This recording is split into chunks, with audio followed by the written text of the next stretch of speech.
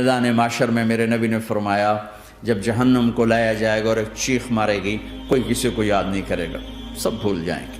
ہر ایک کی زبان کے آپ نے مشہور لفظ سنا ہوگا، نفسی نفسی۔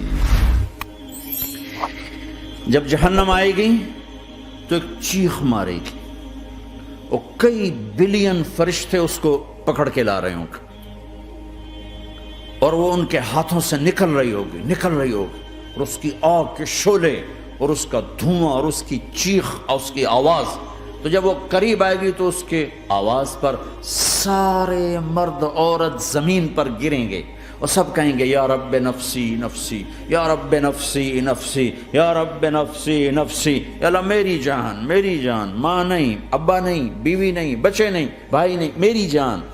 چلو میں تو آپ عام لوگ ہیں، انبیاء نبی کہیں گے یا اللہ میری جان، ابراہیم خلیل جیسے کہیں گے یا اللہ میں کسی کا سوال نہیں کرتا، باپ کا بھی نہیں کرتا، میری جان، اور عیسیٰ علیہ السلام جیسی ہستی کہیں گے یا اللہ میں اپنی ماں مریم کا بھی سوال نہیں کرتا، میری جان میری جان۔ عیسیٰ علیہ السلام سے لے کر آدم علیہ السلام تک نفسی نفسی، نوح علیہ السلام نفسی نفسی، یحییٰ زکریا باپ بیٹا ہیں لیکن نفسی نفسی، سلیمان داؤد باپ بیٹا ہیں لیکن نفسی نفسی، یوسف یعقوب باپ بیٹا ہیں لیکن نفسی نفسی، یعقوب و اسحاق باپ بیٹا ہیں لیکن نفسی نفسی، اسحاق ابراہیم باپ بیٹا ہیں لیکن نفسی نفسی، اسماعیل ابراہیم باپ بیٹا ہیں لیکن نفسی نفسی۔ یہ نبیوں کا حال ہے، میرا کیا حال ہوگا؟ لیکن اسی ہنگامے میں جب ہر مرد عورت کہے گا نفسی نفسی، ایک آواز ابھرے گی امتی امتی، ایک آواز آئے گی امتی امتی، ایک دکھ بھری ایک درد بھری آواز آئے گی امتی امتی۔ سننے والے حیران ہوں گے یہ کون ہے، یہ کون ہے جو اپنے آپ کو نہیں مانگ رہا، اپنی امت کو مانگ رہا ہے، یہ کون ہے؟ جب آواز کی طرف نظریں لگیں گی، یہ تو محمد الرسول اللہ ہے، جھولی پھیلی ہوئی ہے، ہاتھ اٹھے ہوئے ہیں، اے رب میری امت۔ کون سی امت ساری زندگی شراب بیچتے رہے، کون سی امت ساری زندگی ڈرگز بیچتے رہے، کون سی امت ساری زندگی زنا کرتے رہے، کون سی امت ساری زندگی ظلم و ستم کے پہاڑ توڑتے رہے، ساری زندگی جوا کھیلتے رہے۔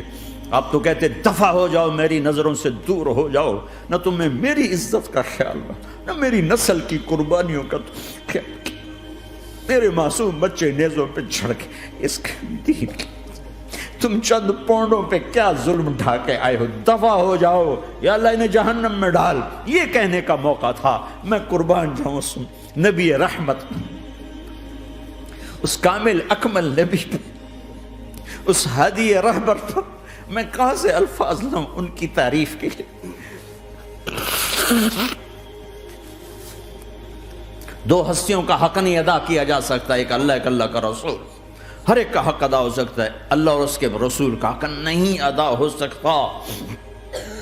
وہ کہتے ہیں یا اللہ ان کو آگ میں ڈال دے، انہوں نے نہ مجھے دیکھا، نہ میرا گھر دیکھا، نہ میرے پیٹ پہ پتھر دیکھے، نہ میرا راتوں کو تڑپنا دیکھا، نہ میرا مچلنا رونا دیکھا، نہ احد میں ٹوٹے دانت دیکھے، نہ طائف میں بکھرا خون دیکھا، نہ کربلا میں اولاد کے سر نیزوں پہ چڑھے دیکھے۔ دفعہ دور کر دے میری آنکھوں سے، میں قربان جاؤں اس نبی رحمت پر۔ کہہ رہے ہیں یا اللہ میری امت، یا اللہ میری امت، یا اللہ میری امت، یا اللہ میری امت، نہ یہاں بھلایا نہ وہاں بھلایا۔ آپ کے لیے ممبر آئے گا، میرے حبیب بیٹھو، تو آپ کہیں گے اب مجھے خیال آئے گا اگر میں بیٹھا تو یہ مجھے لے کے جنت میں نہ چلا جائے، اور اللہ کہہ رہا بیٹھو تو میں کیا کروں گا؟ میں خود زمین پہ کھڑا رہوں گا، ممبر پہ ہاتھ رکھ دوں گا۔ کہ اللہ تیری مان لی، میں ہاتھ رکھا ہوا ہے، لیکن میں بیٹھوں گا نہیں کہ میں اپنی امت کا آخری حساب کروا کے ہی جاؤں گا، ایسے نہیں جاؤں گا۔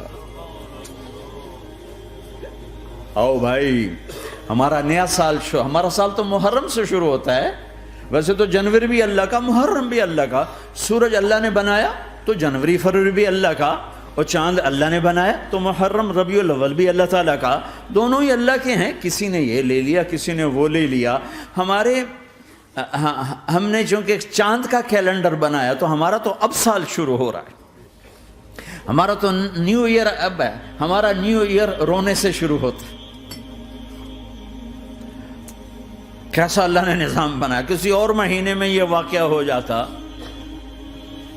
نہیں سال کے شروع میں یہ واقعہ رکھا ہے کہ ہر ایک کو پتہ چلے کہ ہاں نیا سال خوشی منانے کے لیے نہیں ہوتا، نیا سال آخرت کی تیاری کے لیے ہوتا ہے. کہ ایک سال چلا گیا، ایک سال اور زندگی سے نکل گیا، او بھئی جلدی سے اللہ کو راضی کرنے کا کوئی کام کرنے کو، توبہ کرنے کو، اللہ کو راضی کر لیں.